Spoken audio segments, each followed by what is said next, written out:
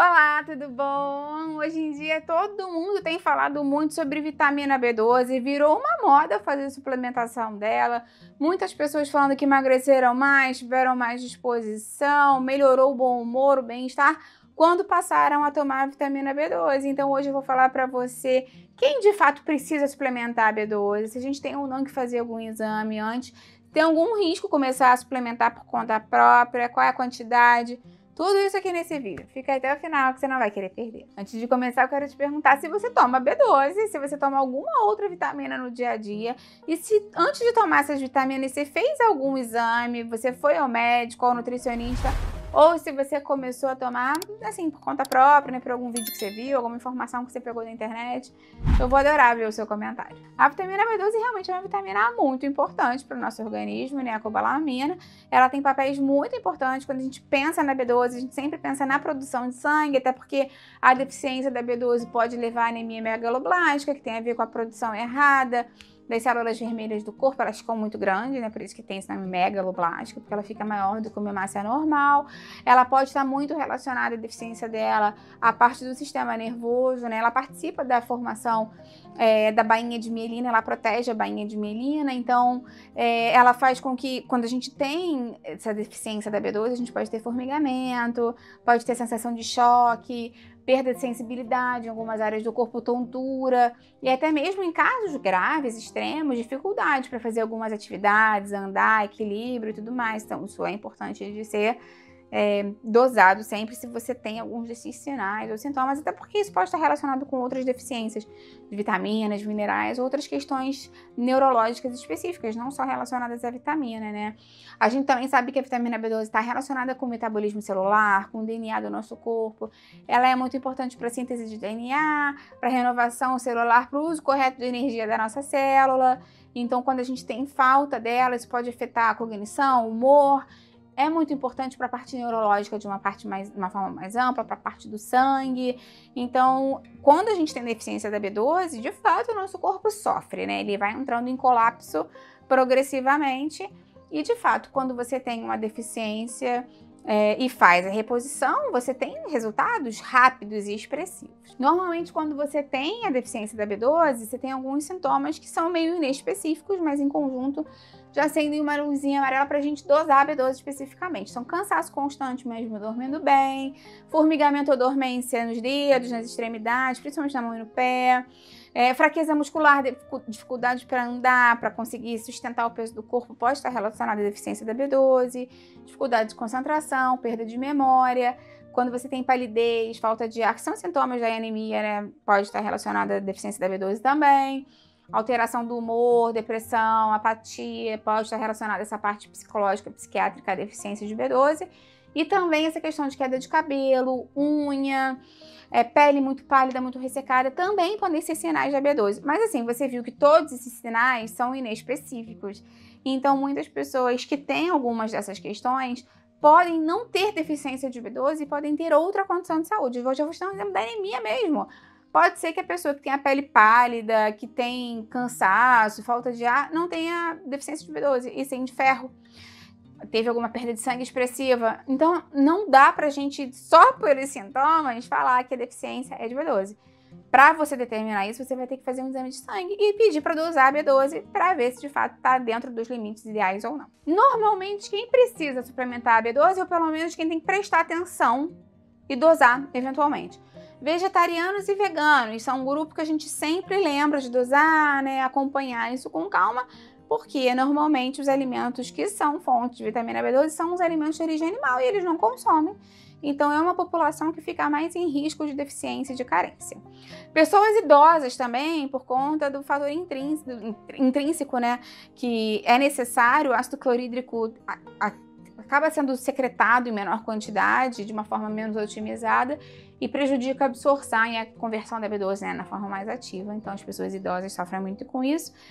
Pessoas com gastrite também, por conta dessa questão da hipocloridria, né, a diminuição do ácido clorídrico pode estar relacionado com essa incapacidade de conversão, de absorção, biodisponibilidade mesmo da B12. Pessoas que fizeram cirurgia bariátrica por conta, às vezes, da diminuição do estômago ou até mesmo da diminuição do intestino, podem estar relacionados a uma deficiência de B12. E nesses casos, normalmente, as pessoas fazem uma suplementação, uma reposição com relação à injeção, tá? Realmente não é feita de via oral, porque não vai adiantar muito você suplementar com comprimido, dependendo do grau, óbvio, né? De deficiência, porque o organismo vai continuar com aquela dificuldade de processar e absorver. Então, pode ser feito através de injeção mesmo. E também tem outras pessoas que têm dificuldade também de ter um bom nível de B12, pessoas que fazem usos prolongados, por exemplo, de omeprazol, esses inibidores da bomba de próton, porque diminuem, né, essa questão da acidez do estômago. Metformina, de uso crônico, pode causar também deficiência de B12, e as mulheres grávidas e lactantes podem ter uma necessidade aumentada e por conta do bebê ali, que acaba pegando muitos nutrientes, pode ter um estoque de B12 menor, e ela é importante para a gravidez e para esses primeiros momentos, né, de vida do bebê, que vai conseguir a alimentação dele através da mãe, né, preferencialmente através do leite materno.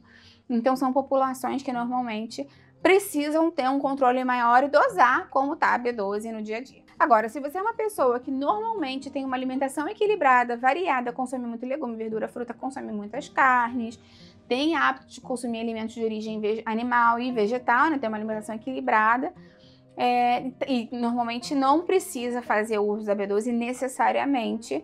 Claro que para você saber disso, você precisa dosar, mas não é só porque a vitamina é uma vitamina hidrossolúvel que você pode ficar tomando assim, a Deus dará.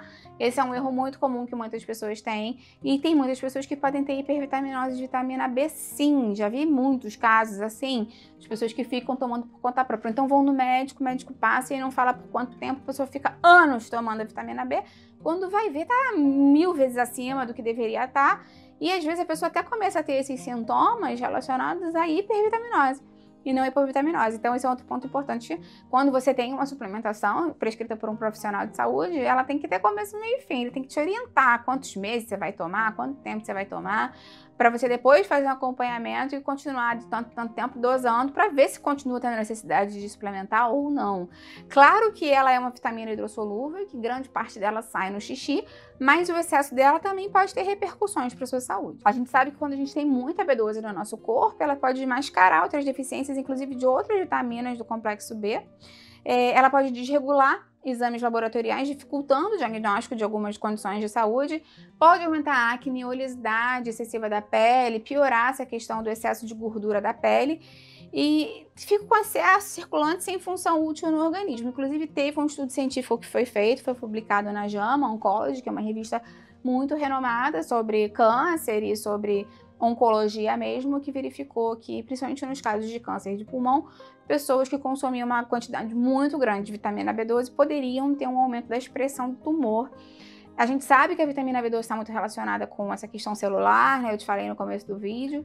Então, ela pode ou não aumentar o risco de pior em alguns casos de câncer. Se você não tem necessidade, toma por conta própria.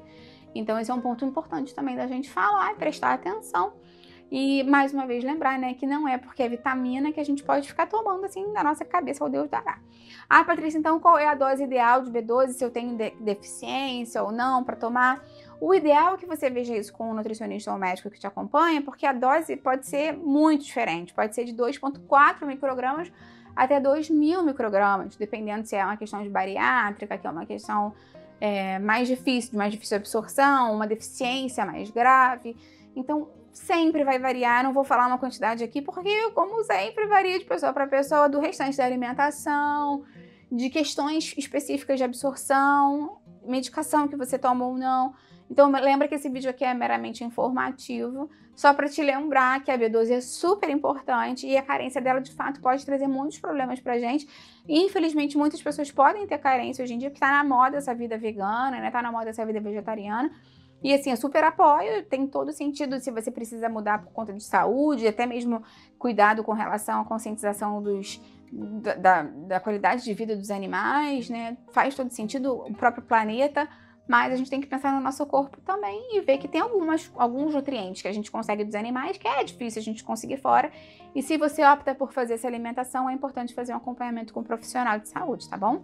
Me conta aqui embaixo se você já dosou sua B12, se você já teve hipervitaminose de B12, hipovitaminose, o que você fez, qual foi o profissional que você procurou para te ajudar com isso. Eu vou adorar ver o seu comentário. Lembra de deixar curtindo o vídeo, que isso me ajuda muito, e compartilha com quem vai gostar, com quem precisa. Vamos juntos ampliar essa corrente do bem, que é isso que eu quero aqui com o canal. Até a próxima, tchau, tchau!